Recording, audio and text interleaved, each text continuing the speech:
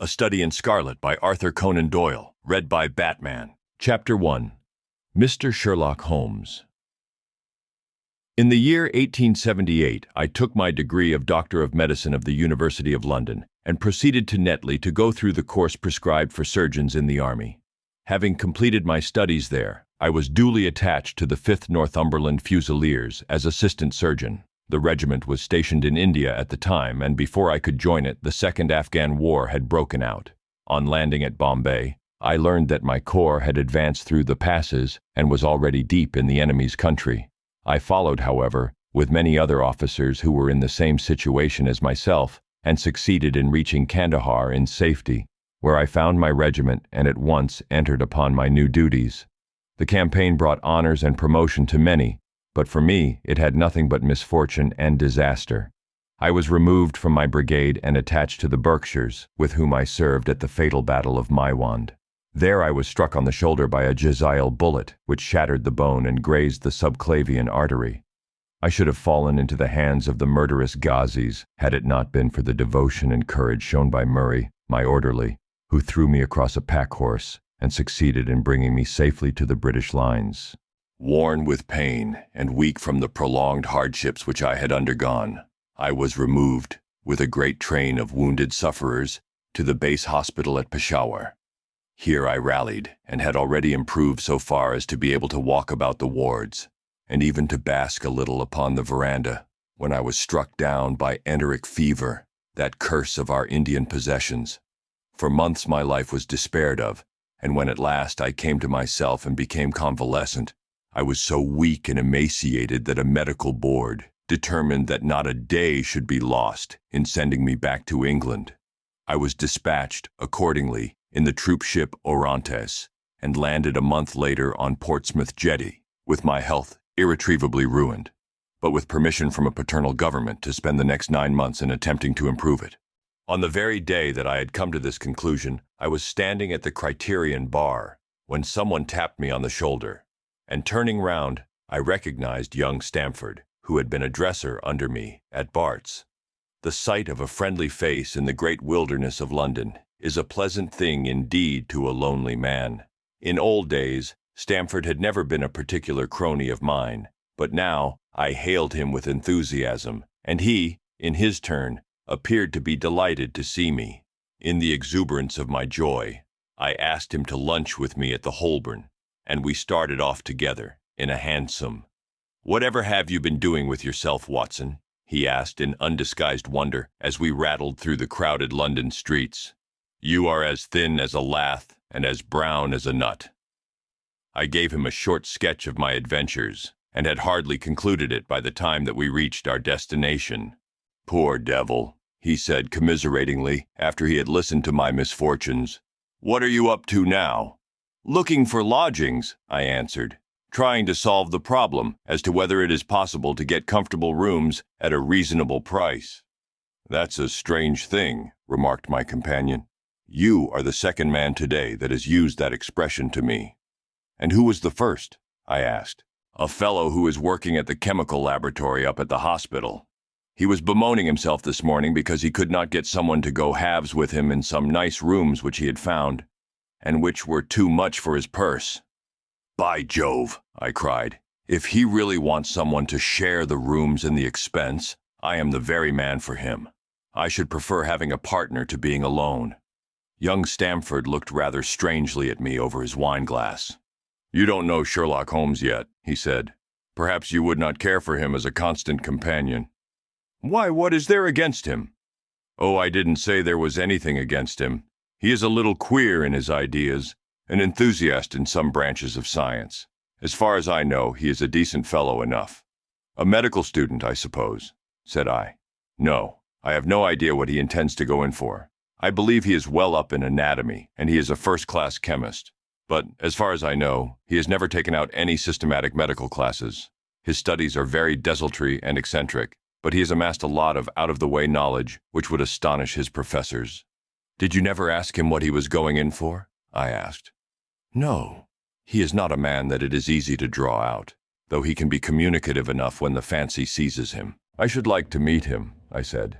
If I'm to lodge with anyone, I should prefer a man of studious and quiet habits. I'm not strong enough yet to stand much noise or excitement. I had enough of both in Afghanistan to last me for the remainder of my natural existence. How could I meet this friend of yours? He is sure to be at the laboratory, returned my companion. He either avoids the place for weeks, or else he works there from morning to night. If you like, we shall drive round together after luncheon. Certainly, I answered, and the conversation drifted away into other channels. As we made our way to the hospital after leaving the Holborn, Stamford gave me a few more particulars about the gentleman whom I proposed to take as a fellow lodger. You mustn't blame me if you don't get on with him, he said. I know nothing more of him than I have learned from meeting him occasionally in the laboratory. You propose this arrangement, so you must not hold me responsible. If we don't get on, it will be easy to part company, I answered. It seems to me, Stamford, I added, looking hard at my companion, that you have some reason for washing your hands of the matter. Is this fellow's temper so formidable, or what is it? Don't be mealy-mouthed about it. It is not easy to express the inexpressible, he answered with a laugh. Holmes is a little too scientific for my tastes. It approaches to cold-bloodedness. I could imagine his giving a friend a little pinch of the latest vegetable alkaloid, not out of malevolence, you understand, but simply out of a spirit of inquiry, in order to have an accurate idea of the effects. To do him justice, I think that he would take it himself with the same readiness. He appears to have a passion for definite and exact knowledge. Very right, too. Yes, but it may be pushed to excess. When it comes to beating the subjects in the dissecting rooms with a stick, it is certainly taking rather a bizarre shape. Beating the subjects. Yes, to verify how far bruises may be produced after death. I saw him at it with my own eyes. And yet you say he is not a medical student? No, heaven knows what the objects of his studies are. But here we are, and you must form your own impressions about him. As he spoke, we turned down a narrow lane and passed through a small side door, which opened into a wing of the great hospital. It was familiar ground to me, and I needed no guiding as we ascended the bleak stone staircase and made our way down the long corridor, with its vista of whitewashed wall and dun-colored doors. Near the further end, a low-arched passage branched away from it and led to the chemical laboratory. This was a lofty chamber, lined and littered with countless bottles. Broad, low tables were scattered about, which bristled with retorts, test tubes, and little Bunsen lamps with their blue flickering flames. There was only one student in the room, who was bending over a distant table absorbed in his work. At the sound of our steps, he glanced round and sprang to his feet with a cry of pleasure. "I've found it! I've found it!" he shouted to my companion, running towards us with a test tube in his hand. "I have found a reagent which is precipitated by hemoglobin, and by nothing else." Had he discovered a gold mine? Greater delight could not have shone upon his features. "Dr. Watson, Mr. Sherlock Holmes," said Stamford, introducing us. "How are you?" he said cordially, gripping my hand with a strength for which I should hardly have given him credit. "You have been in Afghanistan, I perceive." "How on earth did you know that?" I asked in astonishment. "Never mind," said he, chuckling to himself. "The question now is about hemoglobin. No doubt you see the significance of this discovery of mine?" "It is interesting, chemically, no doubt," I answered. "But practically—" "Why, man, it is the most practical medico-legal discovery for years. Don't you see that it gives us an infallible test for bloodstains? Come over here now." He seized me by the coat sleeve in his eagerness and drew me over to the table at which he had been working. "Let us have some fresh blood," he said, digging a long bodkin into his finger and drawing off the resulting drop of blood in a chemical pipette. "Now, I add this small quantity of blood to a liter of water. You perceive that the resulting mixture has the appearance of pure water. The proportion of blood cannot be more than 1 in a million. I have no doubt, however, that we shall be able to obtain the characteristic reaction." As he spoke, he threw into the vessel a few white crystals and then added some drops of a transparent fluid. In an instant, the contents assumed a dull mahogany color, and a brownish dust was precipitated to the bottom of the glass jar. "Ha, ha, ha, ha, ha!" he cried, clapping his hands and looking as delighted as a child with a new toy. "What do you think of that?" "It seems to be a very delicate test," I remarked. "Beautiful, beautiful. The old Guiacum test was very clumsy and uncertain. So is the microscopic examination for blood corpuscles. The latter is valueless if the stains are a few hours old. Now this appears to act as well whether the blood is old or new. Had this test been invented, there are hundreds of men now walking the earth who would long ago have paid the penalty of their crimes. Indeed, I murmured. Criminal cases are continually hinging upon that one point. A man is suspected of a crime months, perhaps, after it has been committed. His linen or clothes are examined, and brownish stains discovered upon them. Are they blood stains, or mud stains, or rust stains, or fruit stains, or what are they? That is a question which has puzzled many an expert, and why? Because there was no reliable test. Now we have the Sherlock Holmes test, and there will no longer be any difficulty.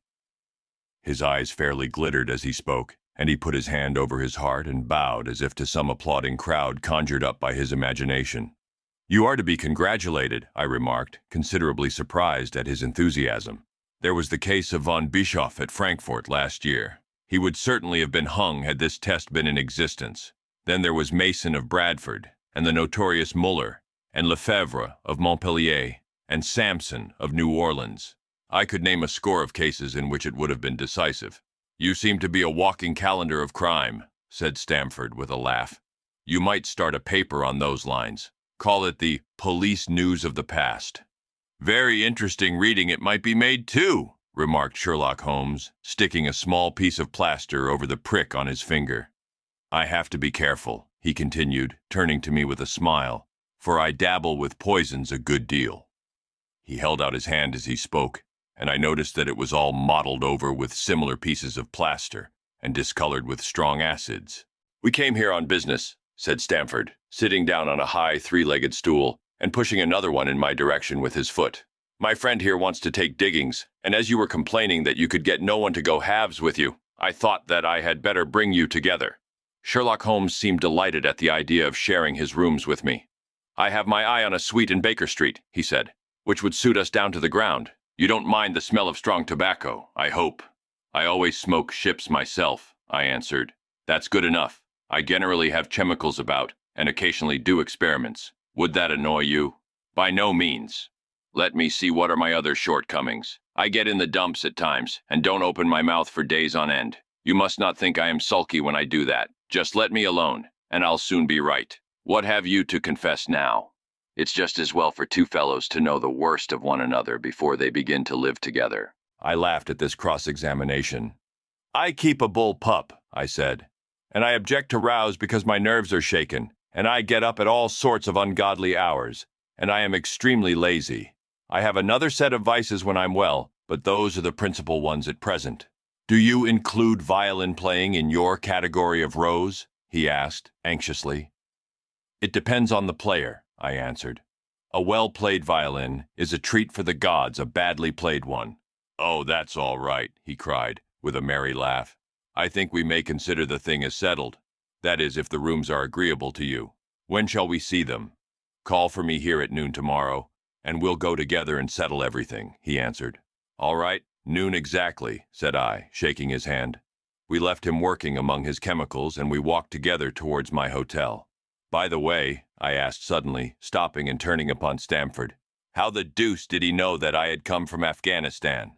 My companion smiled an enigmatical smile. "That's just his little peculiarity," he said. "A good many people have wanted to know how he finds things out." "Oh, a mystery, is it?" I cried, rubbing my hands. "This is very piquant. I am much obliged to you for bringing us together. The proper study of mankind is man, you know." "You must study him then," Stamford said, as he bade me goodbye.